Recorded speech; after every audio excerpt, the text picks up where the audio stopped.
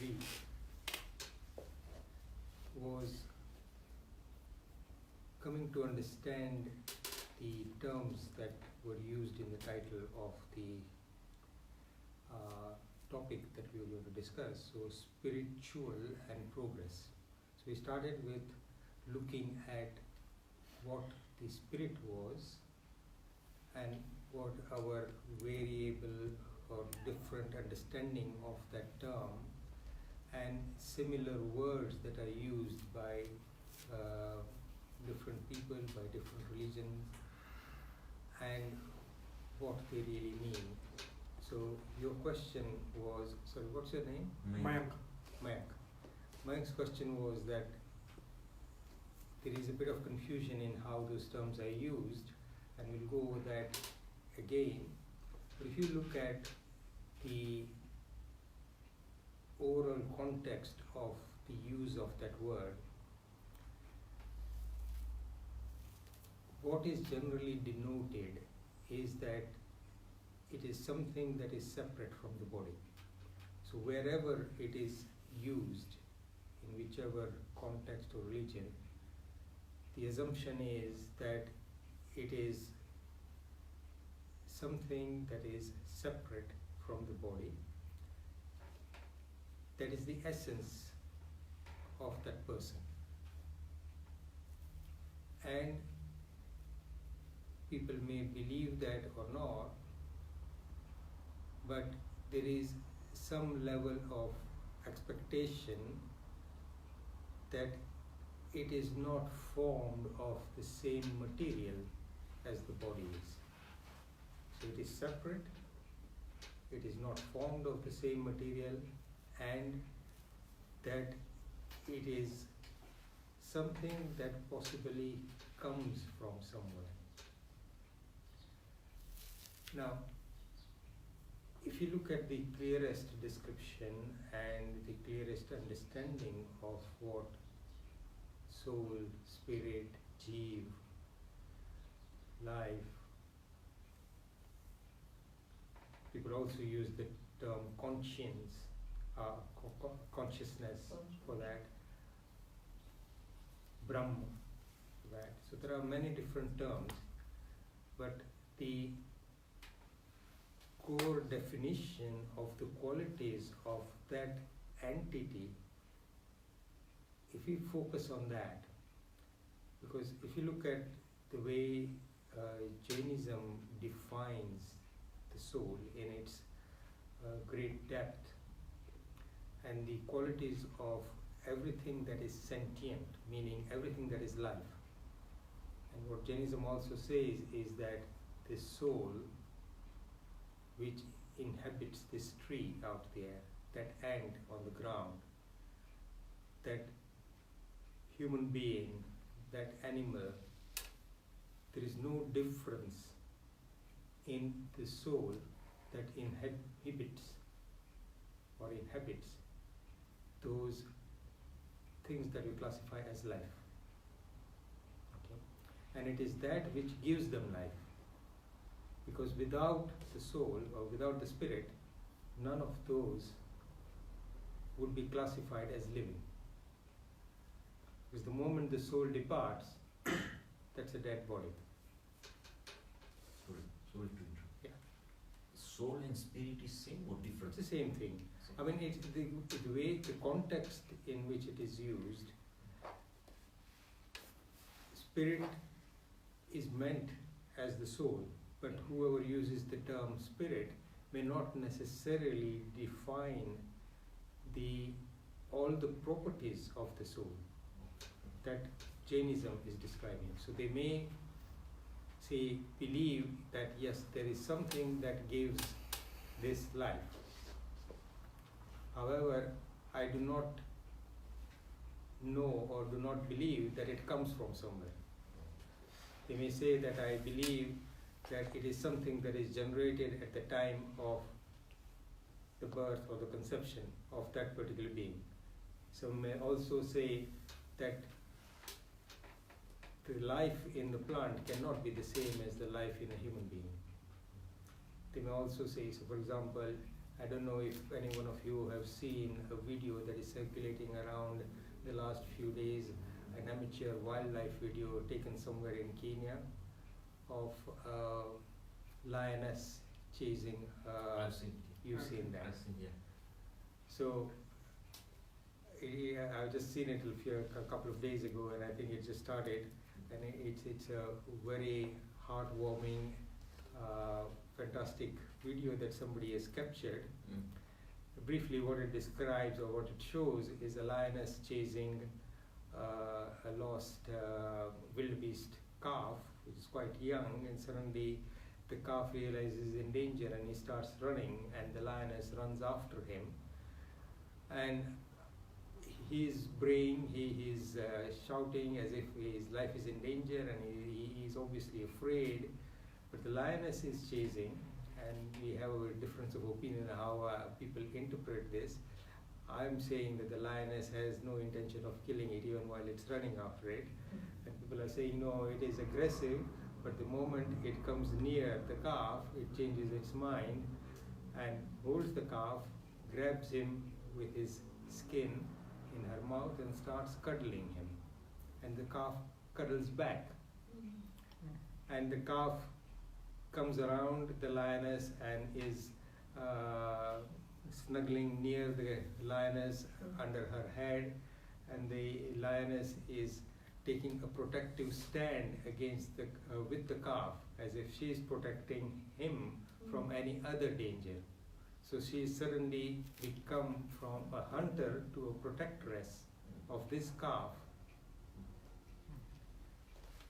And there is, soon after that, a male lion comes along, seeing a prey just standing there.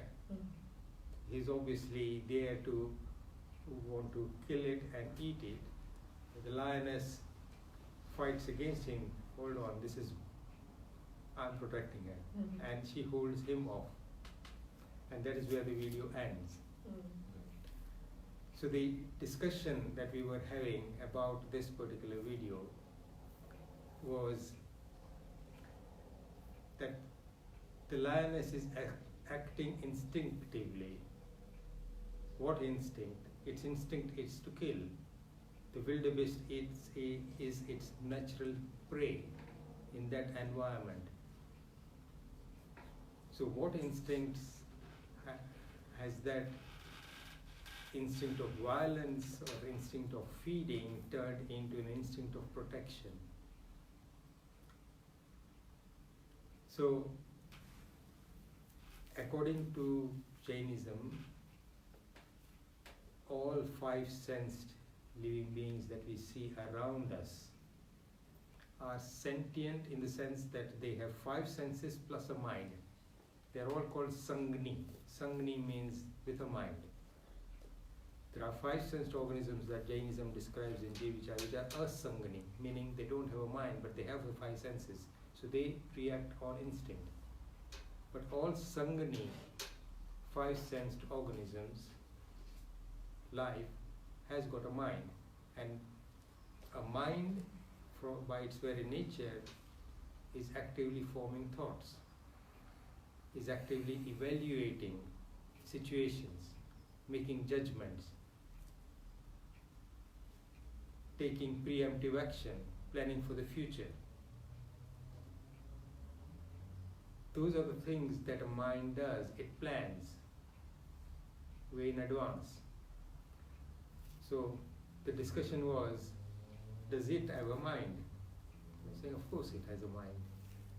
They have their own language. And then somebody was making a joke that when you see David Attenborough's pictures, the narrative sounds as if the animals are talking in English. So they think in English, somebody was joking. But they have a language. You got a question? Yeah. Basically, when I was reading about the spirit is generally in the dictionary and in Oxford is considered as a derogatory word, like negative soul, ghost. So whatever all the movies, all this, spirit is considered as ghost. While, as you mentioned, that in Jainism, spirit and soul are same. So there, where say for example in ghost movies, and the spirit is considered that a life which is unfulfilled at the point of death, or somebody gets into a situation where it is not released. That is how I think that narrative goes, so that it gets trapped between worlds. So those are the terms that I used. So then it lingers on until it finds resolution to its dilemma or its problem. So then it behaves like a ghost. According to Jainism, ghosts, celestial beings, they're all a species of the Devlok, a species of devs. So Bhoot, Pret, Yaksh, Yakshini, Dev. There are many there's a whole classification of that according to Jainism. But what you see in the ghost movies, Bhoot, that we call in Gujarati as ghosts, that is another species of devs. So the idea behind this, so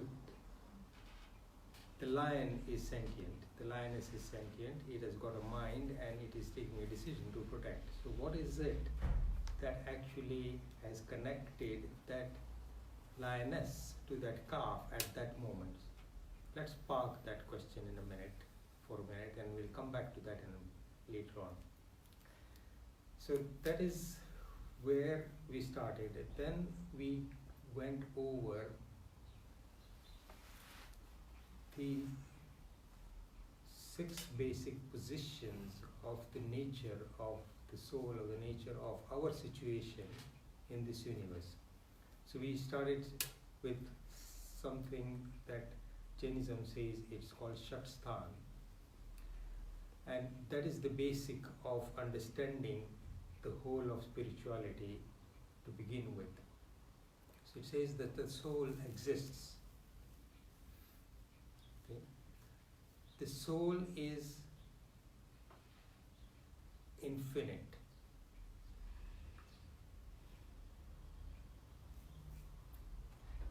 Meaning that it did not have a beginning, it will not have an end.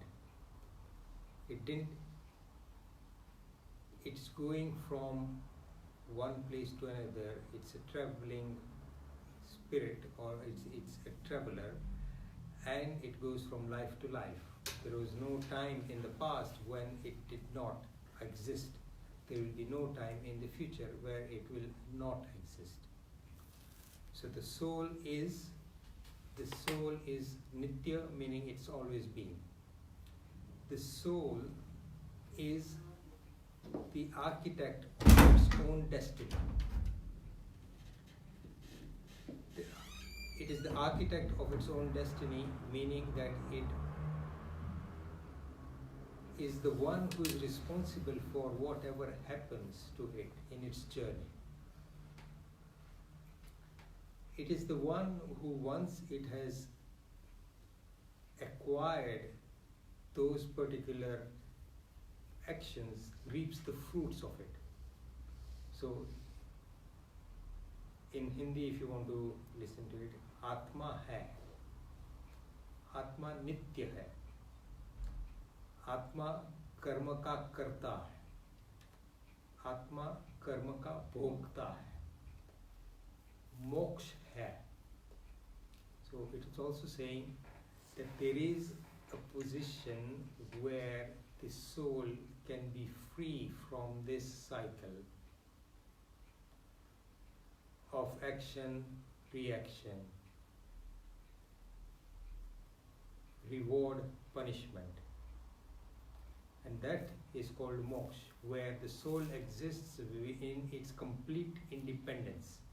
It is not dependent on anything else, and it is not subject to any other laws except itself, because all its accounts are cleared. And in depth, what it's saying is that it is that position that every life is constantly striving for, instinctively. Why? because it is only in that position that the soul knows its true nature and knows its infinite happiness. That the soul does not need anything from outside to make it complete, because it is complete. And the only reason why the soul keeps on moving from these cycles of life and death is because it has mistakenly understood that its happiness lies elsewhere. That its happiness lies in its association with material things. And according to Jainism and most Eastern religions, that is the nature of reality. So spiritual progress is talking about understanding the nature of that reality and then progressing towards that disassociation. Okay? Disassociation with what? Disassociation with this cycle of action, reaction. So whatever we are doing, the term that is used is called karma. It produces a mechanism by which you will be rewarded or punished for that. And it is a fail-safe, foolproof, completely just, completely perfect system. Nobody is running it. God is not running it, but those are the laws of nature. Every life is subject to those laws, no exceptions.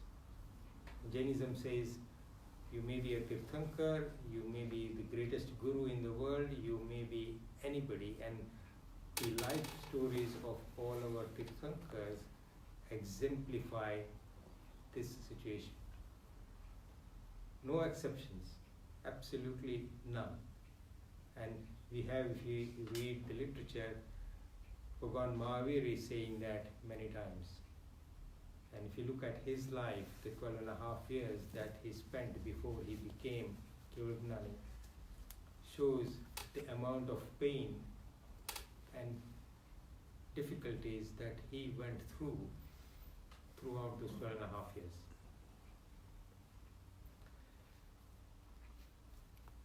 Moksha hai or moksha upay hai, meaning there is a way to achieve that. It is not just a pipe dream, it is not just an imaginary situation. And that is what the purpose of dharma is. It is that which joins you to moksha. Okay? So, that is the background. What we were discussing in Panch Sutra, it is a text which has been written by an unknown Acharya. The text is called Chirantan Acharya Likhit, meaning that Acharya is not known. But there is a commentary on that written by one of the greatest Acharyas in Jainism, Haribhadra Suriswarji, who wrote a commentary on this about 1200 years ago, in 800 AD. And that sutra and its commentary is the text that we were sort of talking about last week.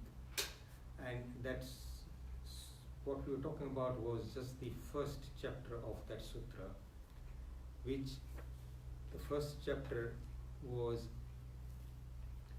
basically describing the first step that is required for the soul to begin its journey towards progress. So what it is describing is it starts off with saying that the soul exists, there are infinite number of souls, and every soul is trapped in this cycle, and the nature of this sansar or the cycle it says it is dukh rup, dukh falak, dukh anubandak, meaning that by its very nature it is an unhappy situation or it's painful.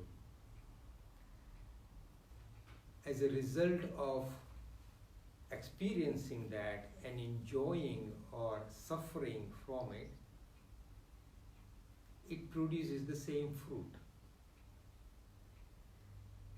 It is sour to begin with. What it produces will always be sour. Dukh rup, dukh falak, dukh anubandak. And that cycle is never ending. It's everlasting. And that dukh, if you look at the context of that unhappiness or pain, compared with what exists within the soul itself, because what exists in the soul is permanent and non-dependent. Anything that is dependent cannot be permanent. True? If my happiness depends on my relationships with my family and friends, is that always going to be wonderful and perfect? No. If my happiness depends on my health, is that everlasting? If my happiness depends on my bank balance, what guarantee is there that it will, for a lot of us, it will last our lifetime. It may last our children's lifetime. It may last our grandchildren's lifetime. You know anybody whose wealth has lasted 10, 15, 20 generations? No. But do we know anybody whose wealth has brought them a lot of happiness? No. So none of this is the source of permanent happiness. So what is the nature of this? When I used to take these classes in the beginning, some of the things that I sensed people were struggling with is that, okay, we talk about happiness, we actually like this constant tussle. We don't really want permanence, we want change all the time. Why do we want something that is the same all the time? I don't mind if I get a bit of adversity that challenges me. It helps me pit my brains again a difficult challenge. It doesn't matter if I lose. So some people like challenges. They seek difficulties. And it's that excitement that makes them happy. But as soon as that excitement is over, they go down. So that is part of the addiction generation. So you're constantly looking for adrenaline and you thrive on it, but there will come a time when that is not enough. When you say, that's enough, my body is tired now, my mind is tired, I want some rest. Whereas the soul, so the question always is, what is the nature of that happiness? So this is the negative bit. That happiness is temporary. That happiness comes and goes. That happiness is dependent on something that you may not have full control over. You think you have control. But do you have control over how your children will greet you in the morning? Are they in good mood or not? Your wife besides you may have slept peacefully and you get a smile when you wake up in the morning, but there's no absolute guarantee, is there? and you may not yourself feel up to smiling and feel on the top of the world and feel wonderful as soon as you and feel that the world is great and I feel goodwill towards all. So if you look at the nature of our existence, it is this ups and downs, whereas what the soul's happiness is, and in terms of when do you understand and experience it. So what you do with meditation, what you do with dhyan, what you do with a position where you are slowly discarding everything that is external to you. And you begin to go deeper and deeper into yourself. And then you begin to understand or experience the joy of detachment, the joy of not feeling that your happiness is dependent on something. And you find that as you start discarding your association with all that is external to you, your level of joy constantly rises. And Jainism categorically describes that for a monk,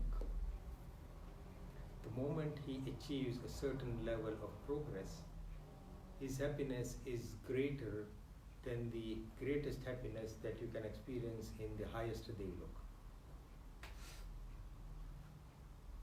And it says that there is no comparison to that. Last week we discussed, I gave a brief example of a story of Metaraj Muni. I don't know whether I mentioned that in this class, maybe not. There's a story about, this happened around the time of Bhagwan Mahavir. There was a Shudra or somebody who was the son of a cleaner, who, as a result of the friendship between her, the cleaning lady, and her Sethani, who was who was the wife of a very rich and a very well-known person in this particular city of Rajguri. And this lady, the Seth's wife, very rich man, noble man, kept on getting stillbirths, miscarriages for many, many years. She couldn't give birth to a live child, and they had everything else except a child, and that was their source of unhappiness. And this was her constant anxiety and worry. I don't have a child. If I don't produce a live child, then my husband will be unhappy. He may marry somebody else for children, and if he does marry somebody else, then my position will be affected, but also I want a child. And she talks about this with her friend who comes to give her milk and yogurt on a daily basis, because that was her, she was a cleaning lady, but part of her job was also ahir, meaning that she used to sort of have cows and produce milk, and they used to sell that as well. So she comes along and she talks to her and says, well, I have no problem producing children, this lady tells her. I've got so many. So the next time, if you are both pregnant together, you tell me and I'll tell you, and let's see if all my children are alive, she says, that there's no problem. Maybe we can swap. So they make a pact, and over the years they both become pregnant at the same time. And they decide that when I deliver, we'll arrange things in a certain way that we maybe give birth around the same time. So I'll exchange my child for yours. And it happens exactly like that. So the myth, the term that is used is met in Gujarati, met in Sanskrit, Hindi is the sort of the cleaning caste. The Meth's child, Meth lady's child, is brought over to this nobleman's house and passed on as his child, who is a healthy young baby who grows up very well, and he is named Meth Arya, meaning Meth and Arya, Arya means of the noble class, and he grows up. And there's a lot of story about it. There is a very fine novel written by Jai Bhikkhu about 60, 70 years ago in Gujarati. It's a fantastic read. If any one of you ever want to read a Gujarati book, Jai Bhikkhu has sort of novelized this. It's a true story, obviously. But Metarya, and then there are some fantastic singers like Santilal Shah, who is sort of created a ballad on this Metaraj Muni. There are sajjais written about Metaraj Muni and his story. And there is a lot of literature about this one story because it's an inspiring story for the last 2,500 years. So, Metaraj grows up. So the story is we'll skip the middle bit. He becomes a monk later on in life. And as a monk, one day, he is out asking for alms, and he comes to the house of a goldsmith, whose job, you heard the story, some of you, Asubai? No? Okay. Comes to the house of the goldsmith. The goldsmith is actually creating small grains of rice made out of gold for the king. This was part of the king's daily ritual, King Shrenik, that he would actually go to the temple, to the Derasar, and use this gold rice, like we use rice in our temples. He would use this gold rice as part of his puja. So part of this goldsmith's job was to make those rice grains on a daily basis. So as soon as he sees this monk out of his house looking for alms, he enthusiastically leaves his work just outside in his veranda. He's working on this and goes inside to get some food for the monk. The moment he goes inside, there is a bird sitting up in a tree looking at this. He won't come down while the goldsmith is sitting there working, because obviously that's not a safe place. So as soon as he goes in, he can't see anybody else except the Muni, who is just standing there peacefully. So he swoops down, grabs hold of all those rice grains and eats them up, and flies back and sits back on the perch on the tree. He just goes back there. The goldsmith comes back, quickly gives the Munivar, Metaraj Muni, what he had brought, and the Muni takes it and goes away, goes a bit further along, stands below a tree and stands in meditation. He's finished his meal and he's back to his normal dhyan. As soon as the goldsmith looks back at his workbench and sees that the grains of rice, the golden grains of rice, have disappeared, his first thought is that that Muni has stolen them. And he says,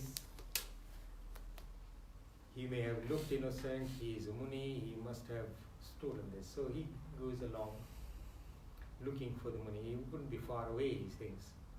And he soon finds him under a tree peacefully standing in meditation. So he confronts him and says to him, "Return my golden grains of rice." The Muni keeps silent. He's in dhyan, he's not talking. But this goldsmith becomes angrier and angrier because he's convinced that it can't be anybody else. There's nobody else around here. He can't imagine a bird. The bird is still sitting there, or bird is around. But this goldsmith is convinced that this Muni has taken this. So what he does is he says, "You're not speaking." And the Muni is obviously not speaking. He says, if I tell him that the bird has eaten this, he's going to go and hunt the bird. And he's going to kill the bird.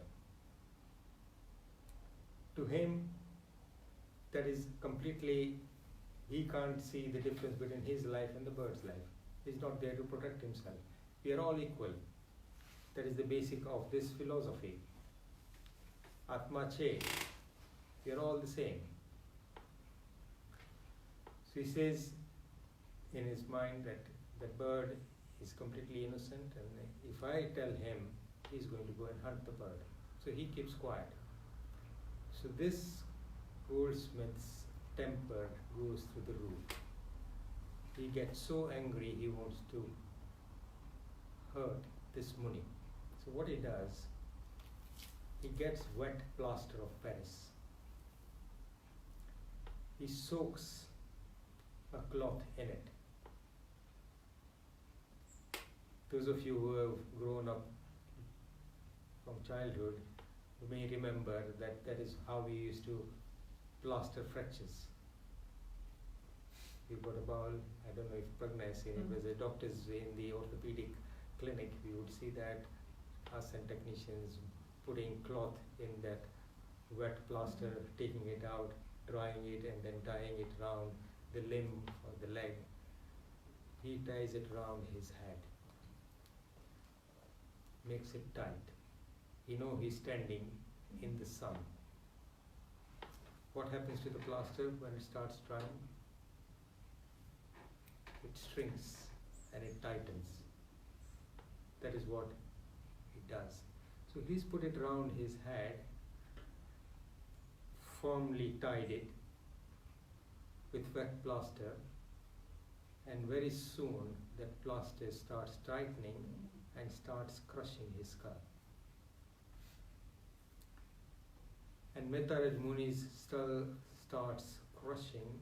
Those of you who may be browsing through old books, there are pictures that were drawn 60 years ago when some of these books were written about this particular scene. You can see rivulets of blood and things coming down. But the expression on the Muni's face is of complete peace.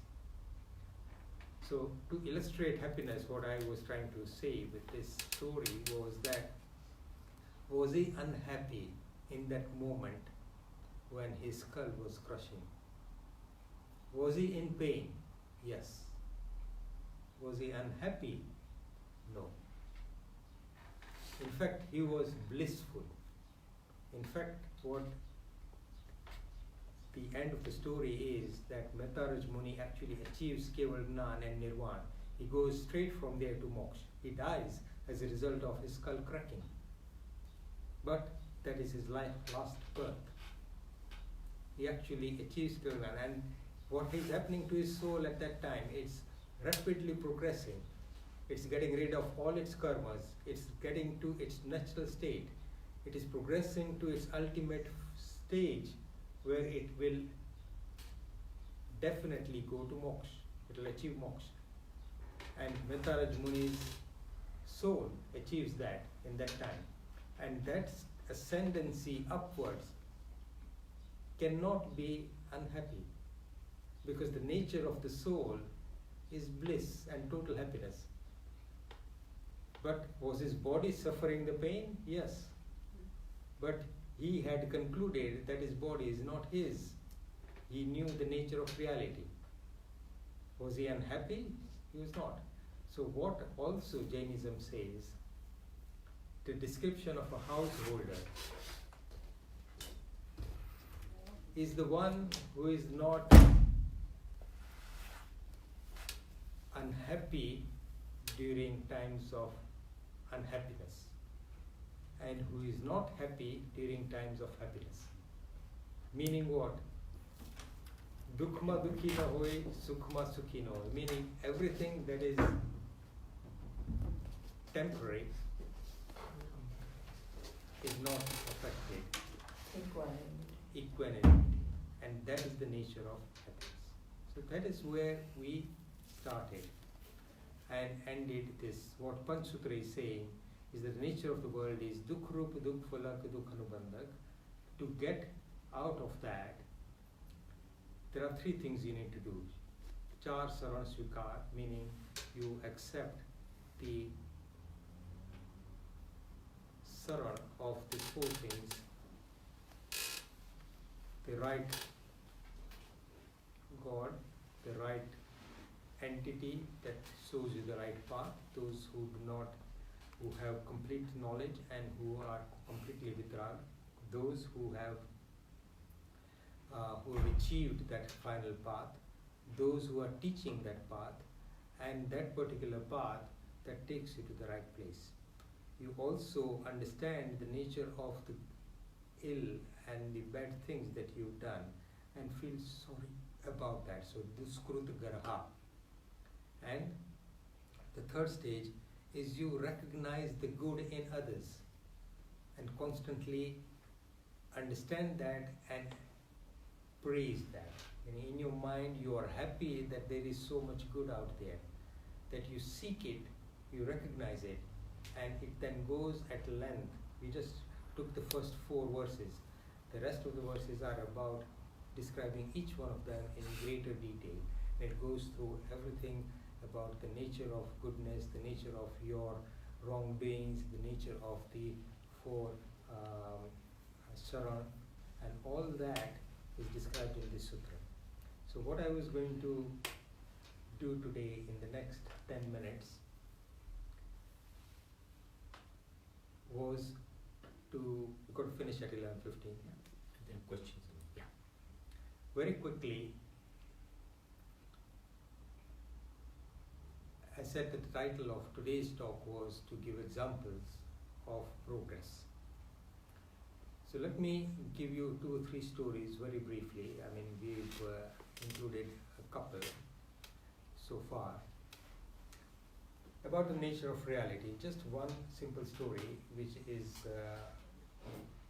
a story that is used to illustrate a particular topic about the soul in quite a famous book, but you may not have come across it.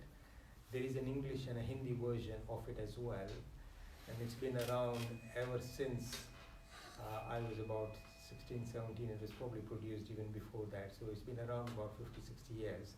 I've been reading the Gujarati version all this life, all these 50 years. It's called Atma Tattva Vichar, and it's in 2 parts. It's still available. I think there is an English version. The Maharaj Sahib, Acharya Maharaj, Lakshmana Surisarji Maharaj Sahib, I think he starts this with the nature of the soul. And as an illustration of the nature of the soul, he gives this particular story called Maheshwar Dutt's story. Very briefly, the story goes like this.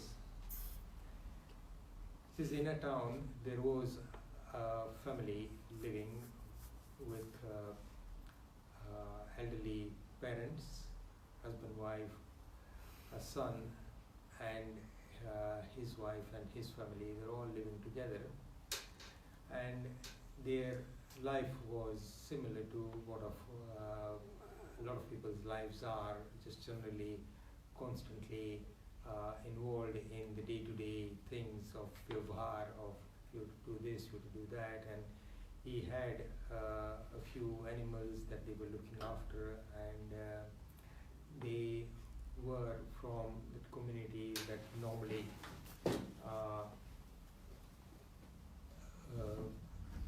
had tradition of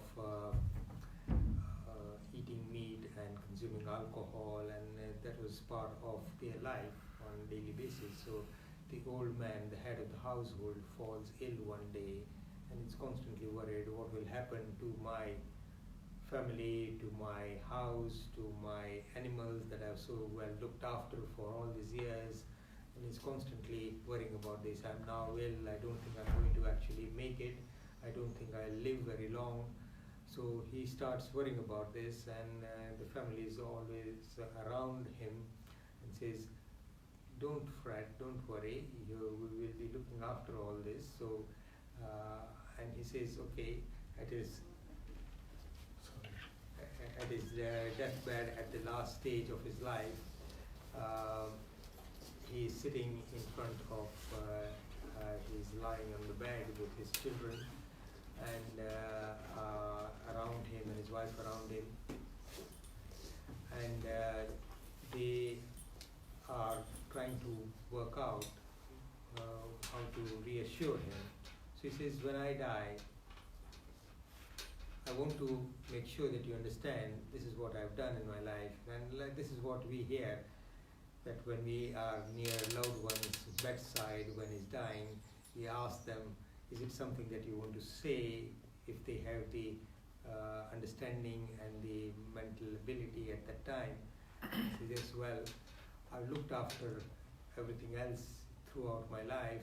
Make sure that you look after your mom and your children and everybody else. Maintain the household in the traditional way as we've always done, because that is the way of our Kul Dharma. Make sure you look after our animals properly. And the son, Maheshwar Dutt, that's his name, he promises all that. And before he dies, he says, but there's just one other thing I want to remind you of, that it is part of the tradition that at the first anniversary of the elder's death, you actually sacrifice a pado. Pado is a male bull. And you distribute that meat to people and you eat that. So at the last moment, when he is just about to die, he is talking about this. And as it happens, the soul then gets born in the womb of the base or the cow as a bull in her womb. And that bull is born in the same household. A few years later, a few months later, the elder wife, his wife, and Maheshwar Dutt's mom also passes away. And life goes on. Maheshwar Dutt is busy, his wife is very competent, she is very pretty, very beautiful, but she is very sensual as well, and she is not very faithful. And because the elder parents are no longer at home and Maheshwar Dutt's wife is left at home throughout the day because Maheshwar Dutt is busy, she gets into an affair with somebody. She gets into an affair with somebody and Maheshwar Dutt doesn't suspect, but one day from his work he comes back home early and he finds his door of his house locked. He normally expects his wife to be at home, so he knocks loudly on the door. He is a bit suspicious, why is the door locked at this time? So his wife is inside with her lover and she doesn't know where to hide this person, and with fear in her heart she opens the door.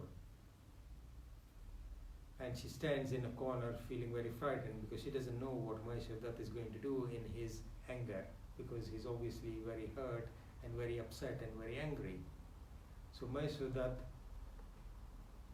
is extremely angry at this man and he gets hold of him and keeps on hitting him. And unfortunately he hits him so hard in certain position that this person dies. But as he's dying, his mind is calm and clear. He says, I'm paying for my sins. I've done wrong. I'm actually repentant about what I've been doing. I was sleeping with another man's wife, so I deserve this. And because he's repentant of his bad action, his mind is actually clearer and it is less sinful. So he gets born in his own semen, in his lover's, Maheshwar Dutt's wife's womb as a baby. So just at that moment, they've had an interaction. They've just been loving each other. And just at that moment, he dies, so he gets born there. Life goes on. Maheshwar Dutt says that there's no point in me, this person is dead, there's no point in me sort of making my life hell by fighting with my wife. So relationships go back to normal and life carries on. And a few months later, this lady gives birth to a son, and her husband Maheshwara loves the son and he looks after him. Very soon the year is over from the time that his dad died, and Maheshwara remembers that he has to sacrifice a pado or a bull, a young pado, and so he sort of conducts that vidhi, the sraddha vidhi, and he sacrifices the pado, and it's the same one that is actually his father's soul. And he calls the people around, and while he's waiting to greet the people that is invited, the family members, the wider family and other people from the town, he comes along, and while he's waiting, he's holding the baby in his hand and playing with him. For him, life is quite nice and peaceful. For him, because none of this is known, obviously, to him. So as he's standing there in his doorway, a very knowledgeable Gnani who Sadhu Muni Bhagwan comes along and looks at him. Obviously he knows the whole situation, and looks at him and shakes his head like that. So this intrigues Maheshwara and says, what is it that you have seen, O Muni Bhagwan, that you are shaking your head? And Muni Bhagwan considers the situation. Normally they would not disclose things, but he thought that there may be benefit in disclosing this, and he thinks, we don't normally talk about this, but if you are so curious, let me explain to you. And he's just walked in, so he says that the pado, the bull that you sacrificed today, Maheshwara obviously knows that, the Muni doesn't. The moment the Muni mentions, he knows that the Muni has divined this, so he has superior knowledge of past, present, future to an extent. He says, the pado that you sacrificed today was actually your dad, the same soul. And you've sacrificed him, and you're waiting for your relatives to come and eat his meat, and you're going to eat the body of that, your father's soul. And the man that you killed, who was your wife's lover, you're holding that man in your arms. He's the same soul, he got born in his own semen, in your wife's womb, and you're looking after him. And he says, that is the nature of reality. This is what happens. Life after death, after life after death. We are paying for our own karmas. So what is it? And for Maheshwara, this is like a massive shock. Just imagine. I mean, the Muni has disclosed that. And it is the truth. For Maheshwara, he says, if this is the nature of reality, because he understands, I mean, there's no way the Muni could have known this. There's no way the Muni could have known that he has sacrificed a pada, that he's holding a baby, that his wife had an affair, that his wife had, unless he had superior knowledge. So he's described all that. As far as Maheshwara is concerned, that is absolute truth. Some of us might begin to think, because if you look at the stories about afterlife and the newspaper's commentary, maybe there is some way that this child would have known where his past life was. So we always start looking for other reasons and not accept the reality. So Maheshwara is not thinking like sometimes we would think. That maybe there is somebody else, maybe somebody has told him, maybe he knows somebody else, maybe he has connection with other people.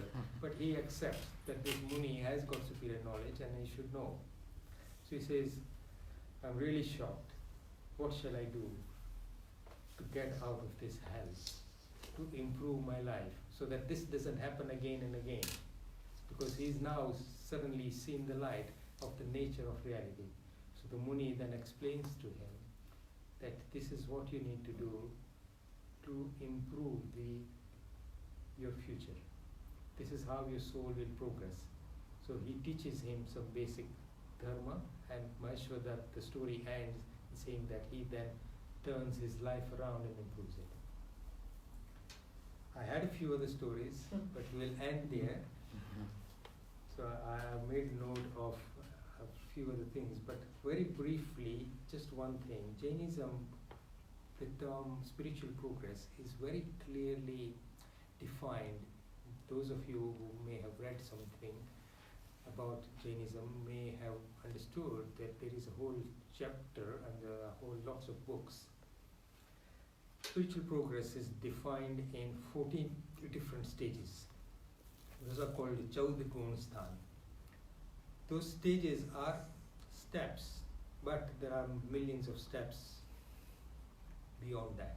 I mean, many, not beyond that, within that. Within those 14, there are lots of different steps. All of us are at different stages. And Jainism describes the spiritual progress in those 14 steps. The real progress that it talks about when the final journey towards moksha starts is when the soul achieves a stage called Samyak Darshan. There is a book written by Sadhu Maharaj called Sayam Kirti, and I'm sure there's a lot of literature in your books here about Samyak Darshan, and I'm sure Acharya Mahapragna would have talked about this because this is the subject matter of all advanced spiritual talks for all Jain monks and Sadhuji Maharaj. He's written a book on Samyak Darshan. This is in 5 parts. So this is part 1. And it talks about, we talked about this 8 stages of yoga last time. So real progress begins after the first 4 stages.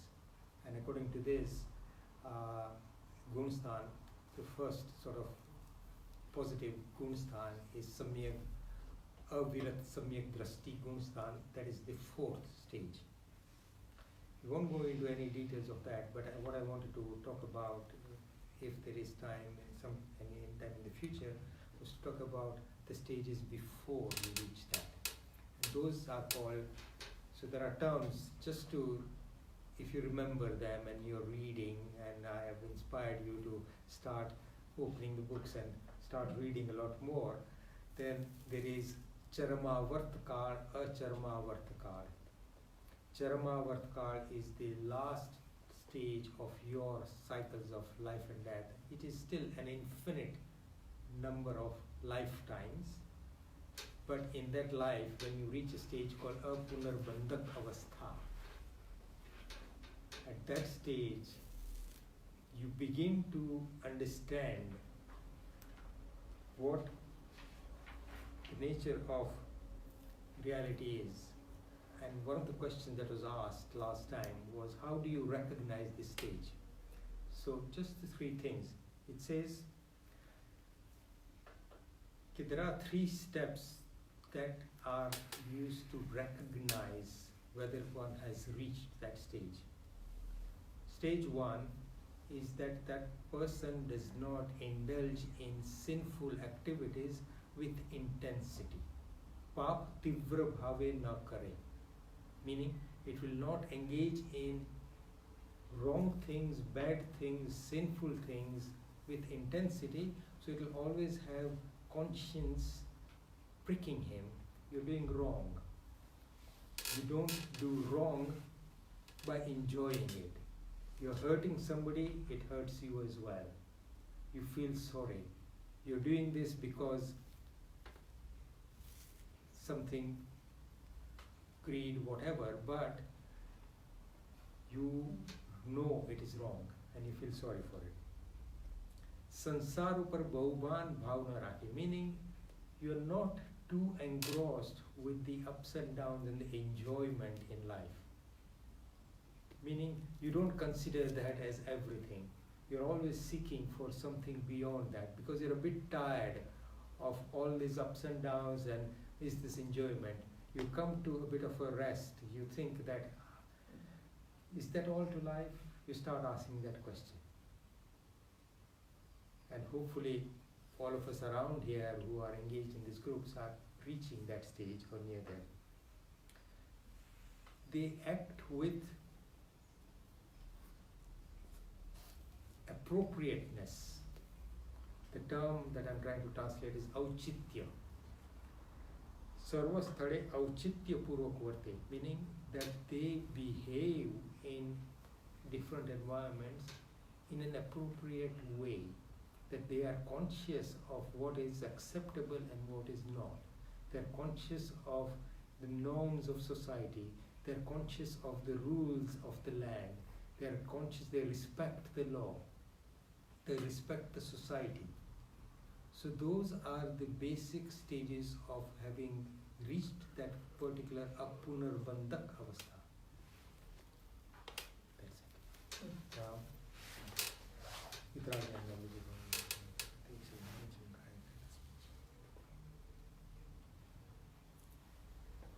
can take questions. Yeah.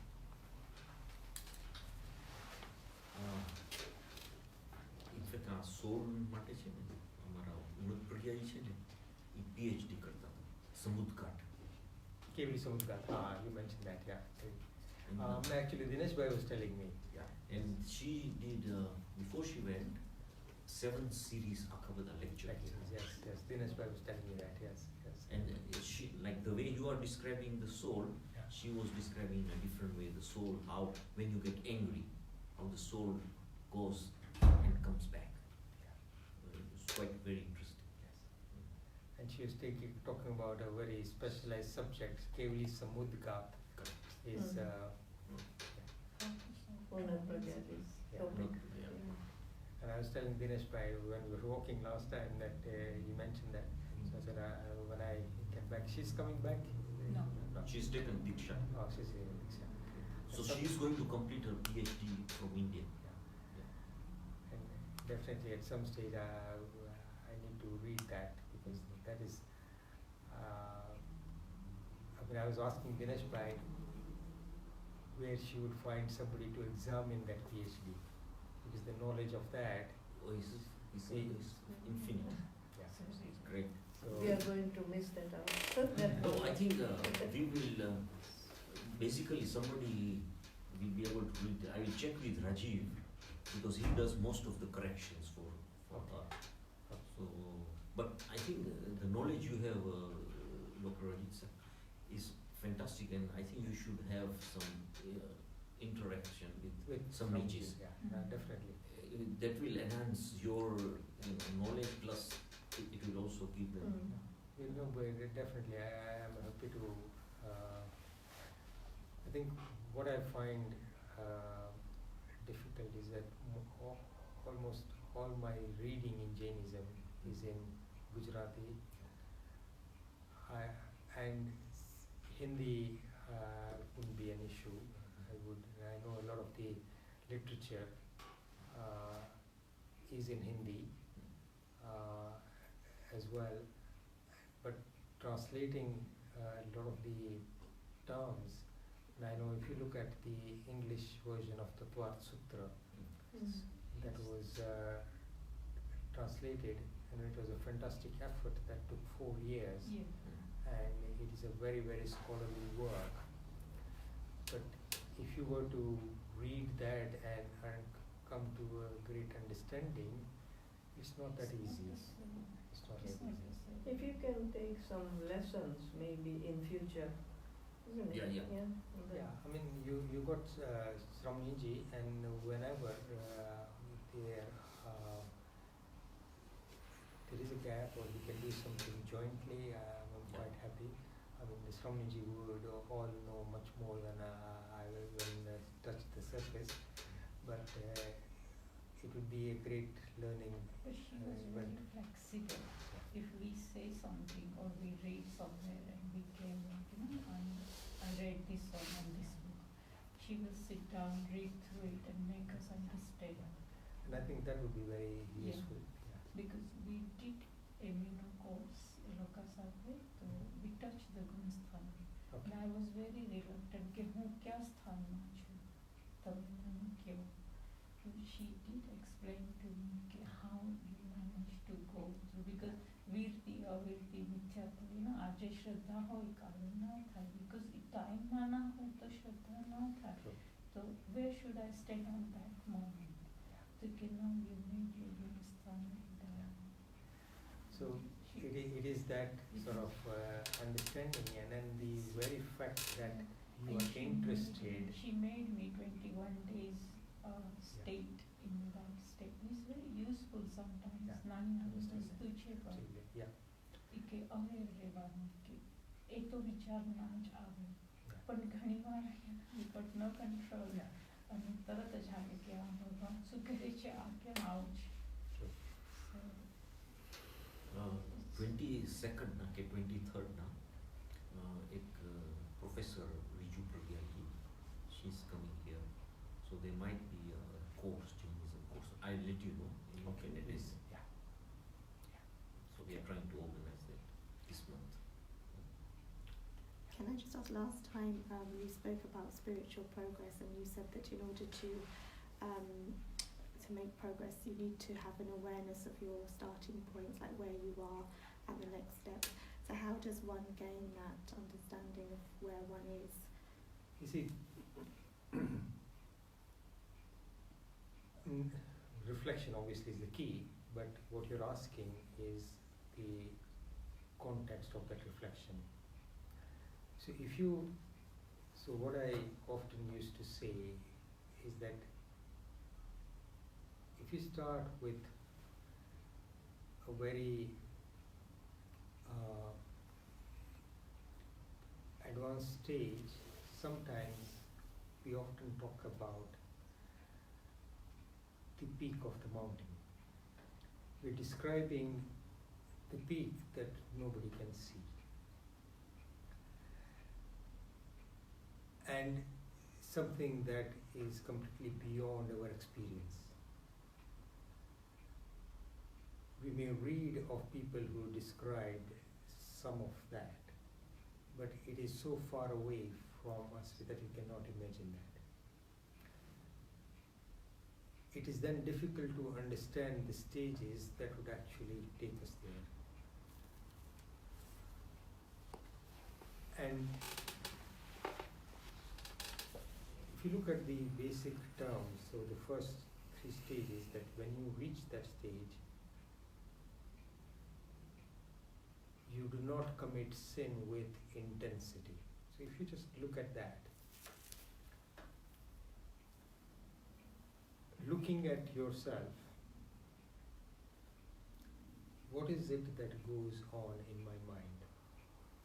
And ultimately, the biggest enemy of the soul is this attachment and hatred, raga and dvesh, of what is not of yourself. So, can you actually see yourself separate from things around you? How attached am I to what goes on in my body, what goes on in my daily life, what goes on in my relationships? How do I react to those? So reflection based on those internal workings of your mind, but more importantly of your heart, in a sense. What am I actually feeling? So your mind may be saying all this is true, but until it actually begins to change you inside, it doesn't necessarily have that impact. So Gnan is one. One of the other things that is actually used is Adhyavasai. That is a term. It's used in many different contexts, but in Jainism, often it is talked about the inner experience or the inner state of your soul. So if that begins to purify and improve, and as I was explaining last time, the way to understand that is that how do you feel about others? How much does... So one very good example that Maharaj Sahib talk about is that if somebody attacks a lion and somebody is standing there in front of them with a gun, and they know that a bullet from that gun is going to harm them, will the lion think about attacking the gun or the person holding the gun?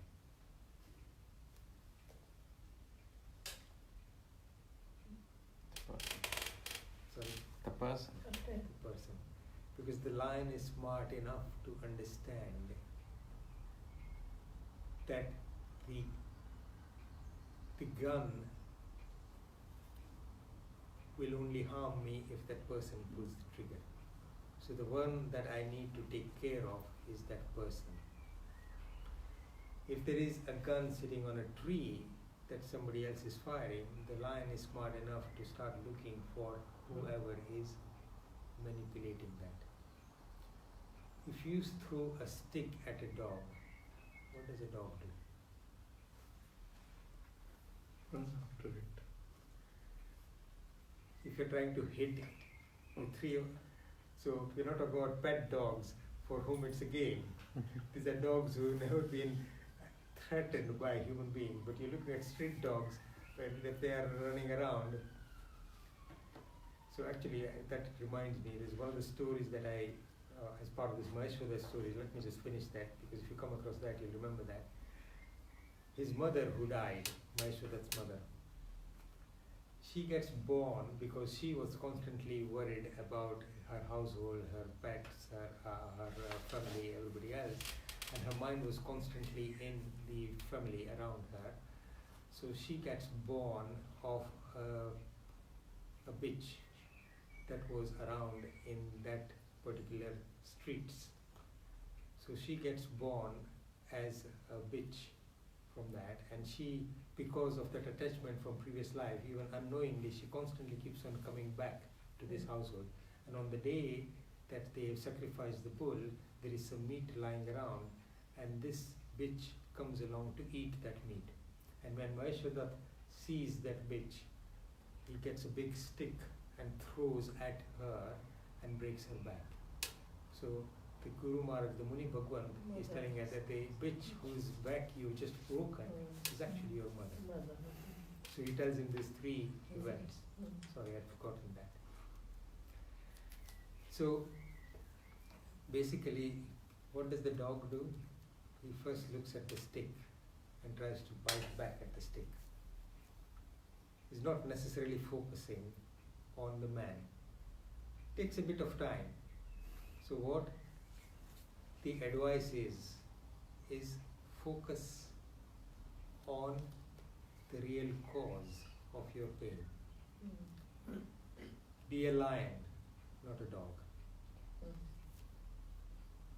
How do you do that? If somebody does something wrong,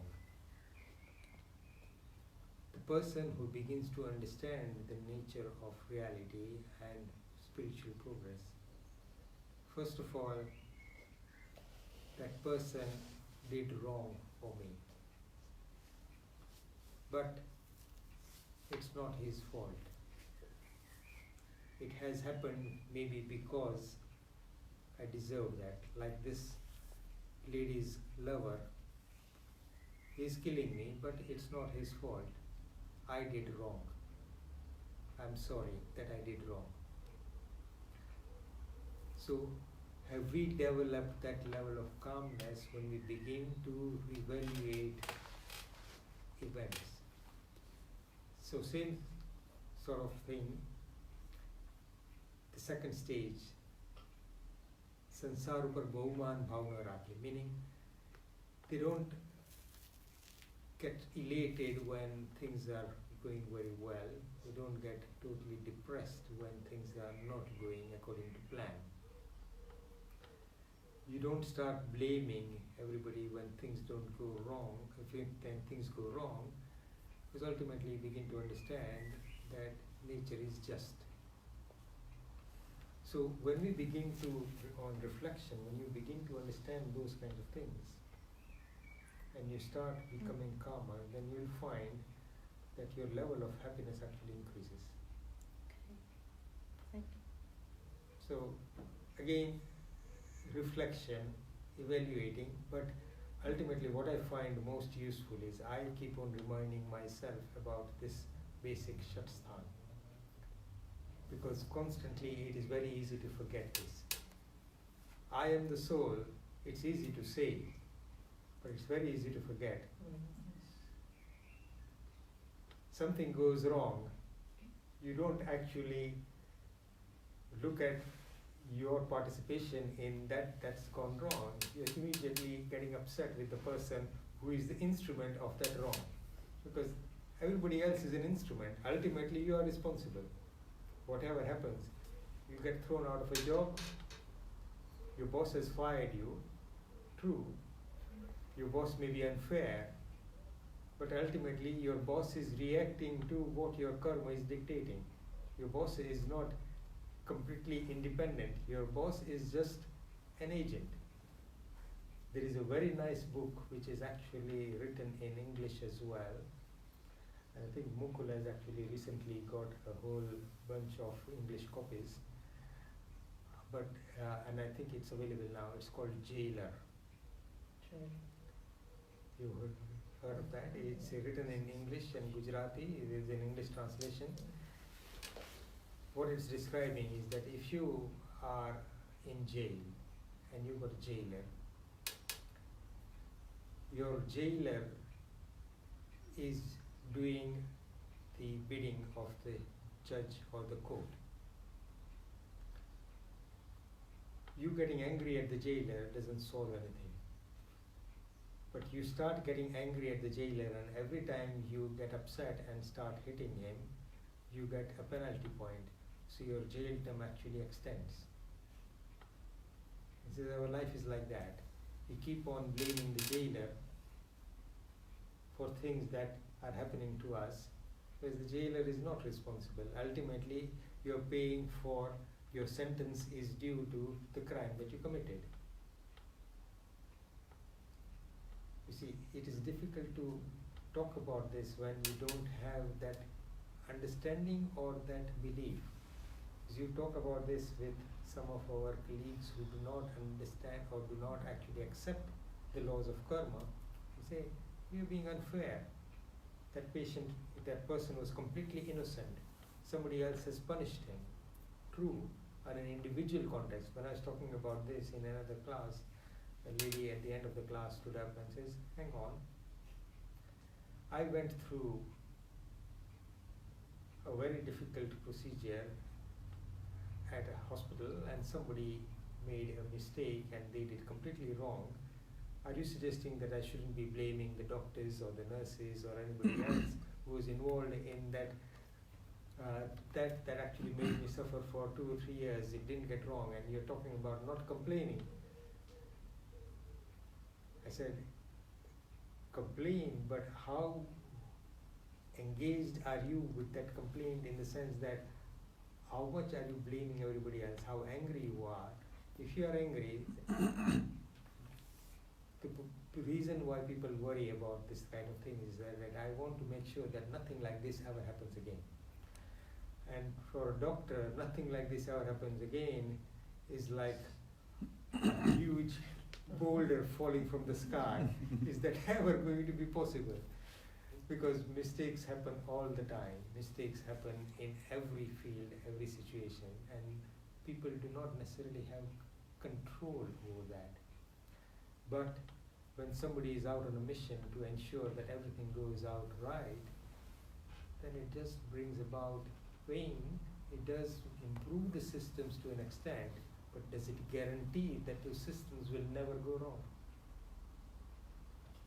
And that is the nature of reality that we need to begin to understand, and it takes a lot of work. So this reflection is not easy. In one of my classes, I used to tell people, fill your house with mirrors. Go out and look into yourself every time you go around. Look into your eyes and see what is inside there. Reflect on that. Spend a second, 10 seconds, who am I in there? What am I like? Do I like myself? Am I nice? Are others thinking that I'm nice? But am I really nice? People may say, oh, you're wonderful, you're very nice, you are very great. What does that do to me? It elevates my ego. What does that do to me? Your elevated ego is your downfall. So that is the kind of reflection. But it takes a lot of time. So silence is golden. The story that I was telling you, that person having spent 23 years in the jungle, not getting bored. So that is what conversation with yourself does. You never get bored.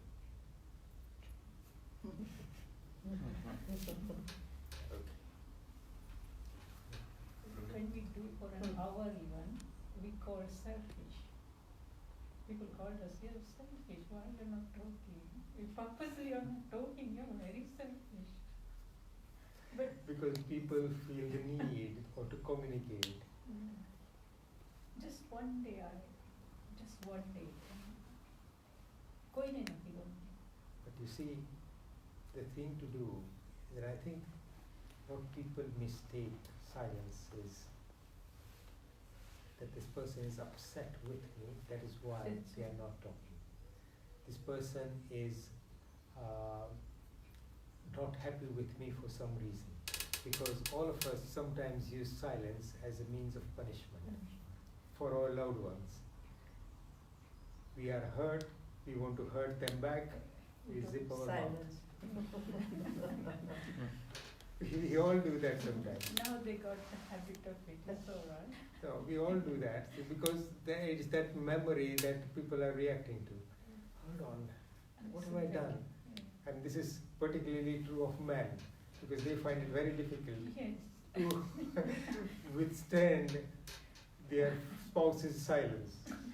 All of us like our spouses talking nicely and People will even say he's giving me the silent treatment or exactly. She's giving me the silent treatment. Or she's giving me the silent treatment. Thank you, Dr. Shah. Thank you. Thank you so much. And we've known